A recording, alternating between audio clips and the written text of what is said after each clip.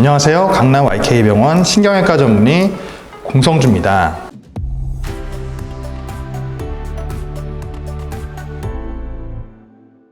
오늘은요, 척추신경외과, 척추정형외과에서 시행하는 여러 가지 주사치료에 대해서 말씀드려볼까 합니다.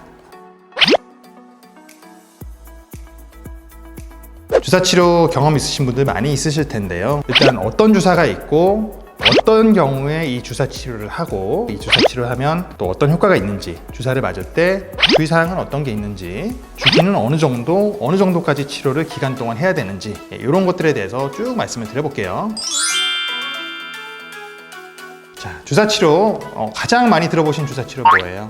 아무래도 신경차단술 들어보셨죠? 신경 주사치료라고도 말을 하는데요. 이 주사치료는 이제 주사치료하는 이 부위에 따라서 이름이 조금씩 다른데요. 여기 이제 이 신경근이라고 하는 게 이 신경가지거든요. 이 가지 근처에 여기 문제가 있어서 주사를 놓을 때는 이렇게 주사 바늘이 이렇게 신경 근처에 이렇게 도달을 해요. 그런 다음에 위치를 확인하고 주사 양분을 넣는 거고요. 또 이제 이 부위가 아니라 척추에 있는 이 뒤쪽에 있는 이 관절, 후관절이라고 얘기하는데, 이 관절 주변에 문제가 있는 경우, 뭐 예를 들면 관절이 좀 삐그덕 된다라든지, 아니면 염증 반응이 일어난다든지, 퇴행성 변화가 일어나서 연골이 닳고 없어지면서 관절염이 온다든지, 이런 경우에 이 뒤쪽으로 이 큰 신경 말고 잔가지 신경이라고 말하는 후지 내측지 신경이 있어요. 이 신경이 자극이 되면 역시 또 다리 쪽으로 연관통이 발생할 수 있는데, 이런 경우에 이제 주사를 이렇게 이 관절 근처에 주사를 놓습니다. 관절에 찌르는 게 아니고요. 근처의 위치를 확인하고서 약물을 투여합니다. 꼬리뼈 주사 많이 들어보셨죠? 꼬리뼈 주사는 어떤 거냐면 척추의 맨 아래쪽에 이렇게 꼬리뼈 쪽에 신경으로 들어가는 구멍이 하나 있어요. 그래서 이 구멍 쪽으로 우리가 주사 바늘을 이렇게 위치시키고 약물을 좀 많은 양의 약물을 쭉 쏘아 올리면 약물이 쭉 흡수가 되면서 통증을 줄일 수 있는 이런 주사 치료 방법이 있습니다. 네, 이걸 총칭해서 우리가 신경 주사 또는 신경 차단술이라고 얘기를 합니다.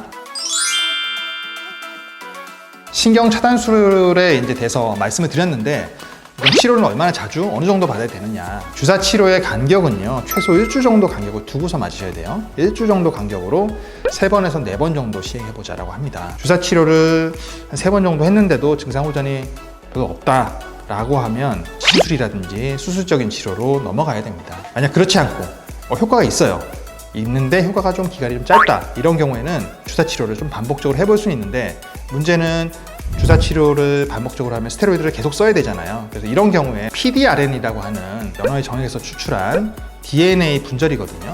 이 기능 중에 하나가, 역할 중에 하나가 항염작용이에요. 그래서 스테로이드가 가지고 있는 것처럼 염증을 가라앉힐 수 있거든요. 그래서 이 약물을 쓰게 되면 안전하고 여러 번에 나눠서 반복적으로 치료를 할 수 있습니다. 실제 국가대표 선수들, 이런 분들, 운동선수들은 스테로이드 약물이 이제 도핑 테스트에 걸리는 금지 약물이거든요. 그래서 이런 분들에게는 스테로이드가 아닌 이 PDRN이라고 하는 이 약물을 이용해서 실제 신경 차단술과 그 외 다른 주사 치료를 시행합니다. 자, 두 번째, TPI, 통증 유발 주사, 통증 유발점 주사. 이 주사 치료 방법은요, 우리가 환자를 진찰해 볼 때 이렇게 만져봤을 때요, 악하고 아픈 이 압통점을 찾아낼 수 있어요.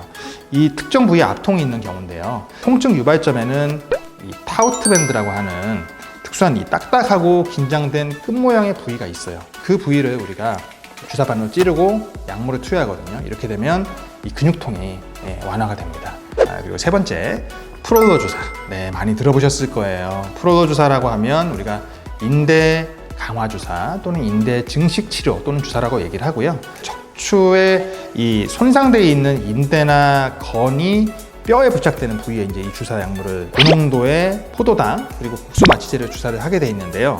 특히 이 주사는 엉뚱한 데 찌르면 안 돼요. 우리가 실제 치료를 해야 될 부위를 영상 장치를 통해서 위치를 확인하거나 초음파를 통해서 위치를 확인한 다음에 그 안에서 실제 저희가 치료해야 될 부위를 왔다 갔다 하면서 치료를 하게 되면 통증도 훨씬 줄일 수 있고 효율적으로 치료할 수 있습니다. 치료하는 기간이 되게 한 달 간격으로 3번에서 5번 정도 라고 얘기하거든요. 그러면 결국 치료 기간은 3개월에서 한 5개월 정도를 생각하셔야 돼요. 근데 전에 말씀드렸던 PDRN, 우리 DNA 주사, 이 약물을 만약에 사용하게 되면요, 염증 반응 단계를 바로 건너뛰고 증식 반응 단계로 넘어갑니다. 이러다 보니까 주사 치료를 하고 나서 통증이 있는 정도라든지 기간도 짧고요, 그리고 주사 치료를 할 수 있는 이 기간 간격도 짧아집니다. 그래서 이 약물을 만약에 사용하게 되면 우리가 주사 치료를 2주 정도 간격으로 해볼 수 있습니다. 그리고 치료하는 기간은 아무래도 줄어들어서 한 달 반에서 넉넉 잡고 3개월이면 치료가 완료될 수 있는 장점이 있죠. 마지막으로 재생 주사. 우리가 뭐 DNA 주사라고 하는 주사도 있고, 그리고 줄기세포 주사 이런 얘기도 들어보셨을 거예요. 주로 통증을 일으키는 부위가 디스크라든지 아니면은 아까 말씀드렸던 관절 이런 부분들 때문에 오는 것들인데, 척추에 있는 뒤쪽 부분에 있는 이 관절, 후관절이 흔들리면 좋지 않아요. 그래서 한 가지 약물만 또는 한 가지 부위만 치료하는 게 아니라 이 환자의 상태에 따라서, 치료될 부위에 따라서 다양한 주사 치료를 우리가 복합적으로 생각을 해서 치료할 수 있는 방법이 되겠습니다.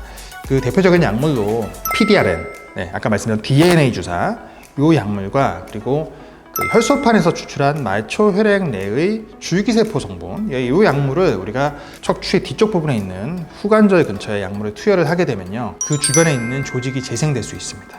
척추 후관절 사이에 있는 관절낭, 거기도 역시 연골이 있어요. 그 부위에 우리가 연골을 집어넣어서 치료를 할 수가 있고요. 오늘은 여러 가지 주사 치료의 방법, 그리고 종류, 주기라든지 뭐 문제점, 주의사항 등에 대해서 말씀드렸습니다. 다음에는 또 다른 주제로 찾아뵙도록 하겠습니다. 구독, 좋아요, 알림 설정